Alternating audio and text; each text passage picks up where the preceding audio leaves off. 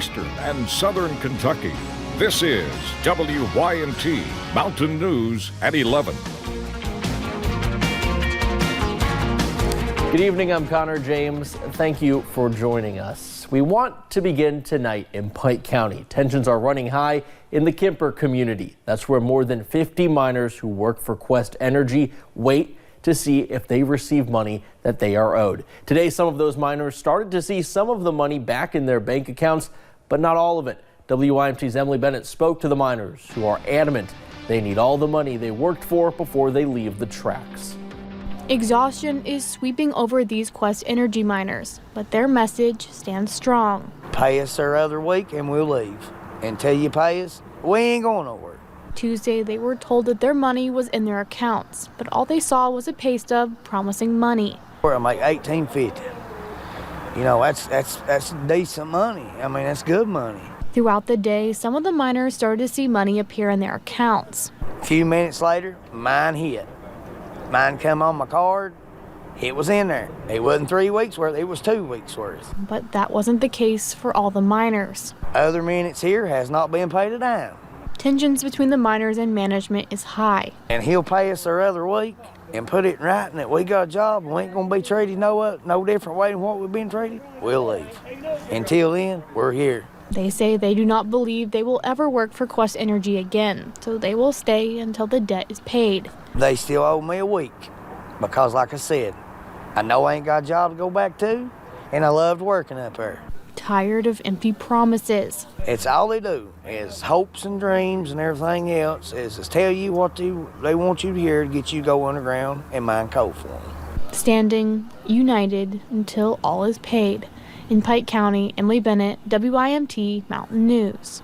Now, Pike County Judge Executive Ray Jones did say the county is working with the Labor Cabinet. They hope to hold a meeting on Friday for miners to be able to file claims for wage and hour violations. Meanwhile, officials with the Kentucky Department of Public Health and the Centers for Disease Control and Prevention are investigating a possible infectious disease at ARH over in Barberville. Now, we've learned from the president of Union College that it is a student, but that there is no risk to the public.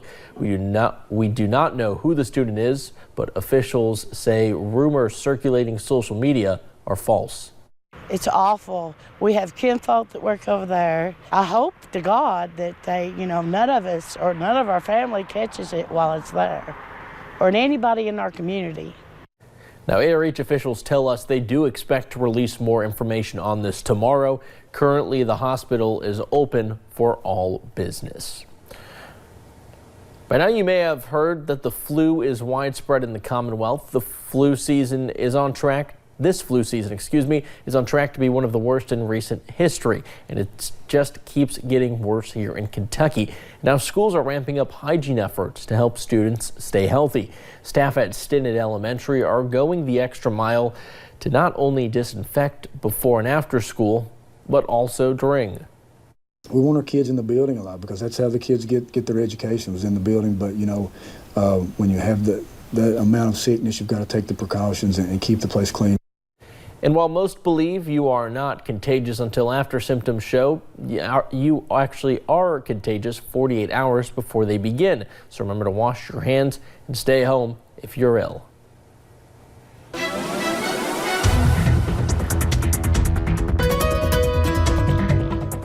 Well, it was a pretty gloomy day here in the mountains. Then we saw a gorgeous sunset, and now, well, we're seeing that patchy dense fog building up across the mountains. You can see that here along Interstate 64 into Morehead. You can see that fog definitely building up, so just take it easy if you're headed out late tonight. Early tomorrow, looking into downtown Whitesburg, can't even see the mountain. The visibility is almost non-existent over there, and check out Interstate 75 into Mount Vernon. So just like I said, take it easy headed out late tonight, early as we head into tomorrow. Anything less than about 5 miles is considered pretty significant. So we're seeing less than a mile visibility in Jackson and Hazard, Harlan, Prestonsburg, even all the way up into Morehead. Especially those valleys can be pretty dangerous as we head into tonight. Temperatures look to drop to about the mid to upper 40s. We'll see a few rain chances here and there, but honestly, we'll see those rain chances increase once again for your Wednesday. Good news is sunshine returns by Thursday, but more rain and cold air arrives by the weekend. I'll have those details coming up in just a little bit. All right, thank you, Paige. Well, this evening was the funeral for the grandmother and her 3 grandchildren that died in a Bell County house fire last week. 3 children, not even teenagers, attended Bell Central. That's where that somber funeral was held. With the family's blessing, they let me film that intimate scene. The fog settles and symbolizes a day reflective of the mood. It's been a somber day, But amid an afternoon shadowed by gloom, but also a joyous day. there is warmth. Spots marked for visitors are filled with family and friends. Behind these doors, settled in the back of the Bell Central gym, sits 4 caskets. 2 big, 2 small, but all seemingly floating in the air. We miss them, and it's starting to really sink in. It's been a week now, and we're going to say our final goodbyes. It is a day of finality for Jennifer Blankenship. As Bell Central's principal, she's organized this tribute.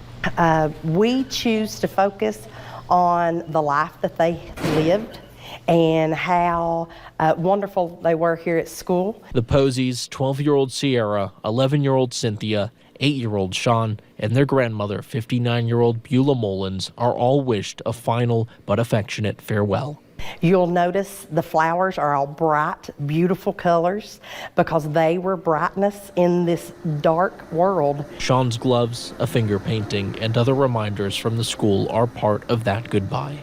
We are seeing healing, and that's what happens when you put God first. And amid that fog settling, So we do know where our babies are. there is a foundation for healing. Now, since the fire, students have decorated lockers, held balloon releases, along with multiple other events to memorialize the 4. The cause of the fire is still under investigation. And an update now to a story we first brought you last week. 4 people appeared in Knox County court today in connection to a robbery that police called a, quote, inside job. Partners Jennifer Gray and Courtney Simpson, along with father-son duo Russell and Alex Toothman, all appeared today after being arrested for robbery. After a statement Alex made about his father Russell, Russell was exonerated and all his charges were dismissed without prejudice. While Toothman's family was happy about Russell, it was Alex they were worried about. I mean, I hate it because here I am. It's, you know, we're both, the future's coming. I've got a baby on the way. My brother's not going to see his niece because we're pretty sure it's going to be a girl grow up in this world. Now, Toothman will appear back in court on January 24th. Both Simpson and Gray will be back on the 28th. Well, today, dozens of counties voted in favor of adopting a resolution for their communities to become a Second Amendment sanctuary community. It was a packed house over in Powell County as dozens showed up to watch the fiscal court vote on the matter. The county joins the nearly 60 other counties that have passed the resolution. The Powell County Judge Executive says no matter your stance on the matter, he has rarely seen this many in public speak up about something. He says that is a win for the First Amendment. I think beyond this movement, naturally when you see citizens get engaged or involved, I appreciate that, and I wish there was more engagement on a lot of other issues. I think I'm glad it's nice to see the excitement and passion that and attention that this item's got. 25 other counties also voted on the resolution today. The Kentucky United Group, which started the movement, has nearly 80,000 followers on social media. Well, a rally in the Capitol Rotunda today aims at banning conversion therapy in Kentucky. The controversial practice attempts to change someone's sexual orientation or gender identity. The Youth Mental Health Protection Act has been introduced in both the House and Senate. It would ban the use of conversion therapy on juveniles by licensed mental health professionals. Advocates for the bill say the practice is dangerous and can lead to mental health issues down the road. There's youth going through conversion therapy now, and it's important that we protect them and parents who are susceptible and being talked into putting their children through these practices. Right now, there are 18 states that have a ban on conversion therapy for minors. In North Carolina and Puerto Rico, there are partial bans.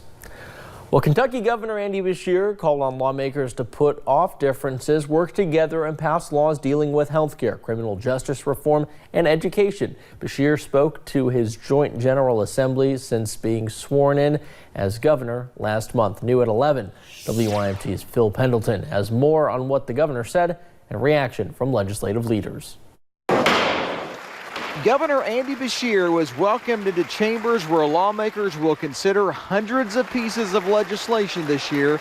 He's calling on them to pass some priorities, one of them dealing with education. So I think it's time that we come together, all of us, in support of public education, because this is a new opportunity. Beshear spoke of investing in schools and teachers as a way to improve Kentucky's low rankings.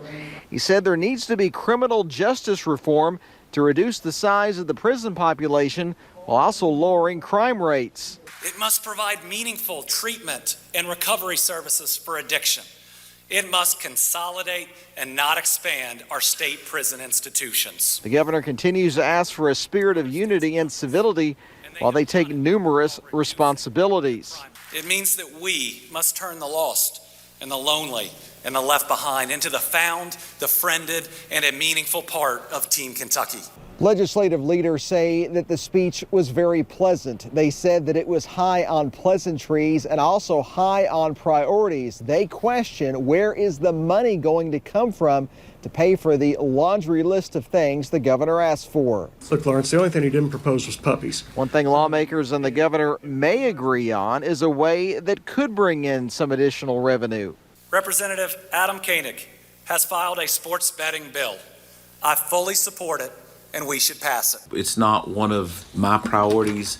I'm neither for or against it. I'm somewhat ambivalent. I think it generates some money. That bill will have its first hearing in a House committee tomorrow. In Frankfort, Phil Pendleton, WYMT Mountain News. Governor Beshear will lay out more of his spending and revenue priorities when he delivers his budget address 2 weeks from tonight.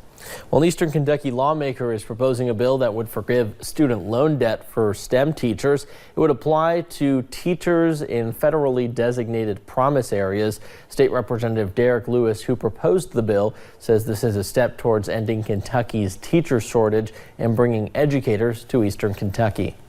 Just finding a tool to address both the student loan debt that people have, and then also give incentives to come back to these mountains and teach our youth. State Representative Derek Lewis will present the bill to the House Education Committee, and if passed, it will go on to a vote on the House floor. Well, the UK Icon wants the NBA to expand into Louisville, according to a report from 24/7 Sports. Speaking to the Hardin County Chamber of Commerce, Dan Issel spoke of his time in the American Basketball Association in the 70s. He believes Kentucky would be the perfect place for an NBA team, but others worry that a pro team would take away from the awe of UK and Louisville teams. Issel won an NBA title in 1975 with the Kentucky Colonels. Well, officials at Pikeville Medical Center are helping patients get back on their feet through robotic technology. The Locomat is a system which holds a patient while using repetitive movements to retrain the brain for walking. This complex machine can help people who have experienced any neurological injuries. Physical therapist Tracy Tipton says the Locomat can be used in both inpatient and outpatient. Once we get them in there, we make sure that everything is aligned properly, that the knee and the hip and the ankle are in the right position. If you would like to possibly receive treatment from the Locomat, you will need a referral from your physician and a physical therapy evaluation. Well, coming up at 11, NSA's cybersecurity experts announced a flaw in Microsoft's operating system, urging all users to install a new patch immediately. And more showers are on the way as we head into your Wednesday. I'll have those details coming up.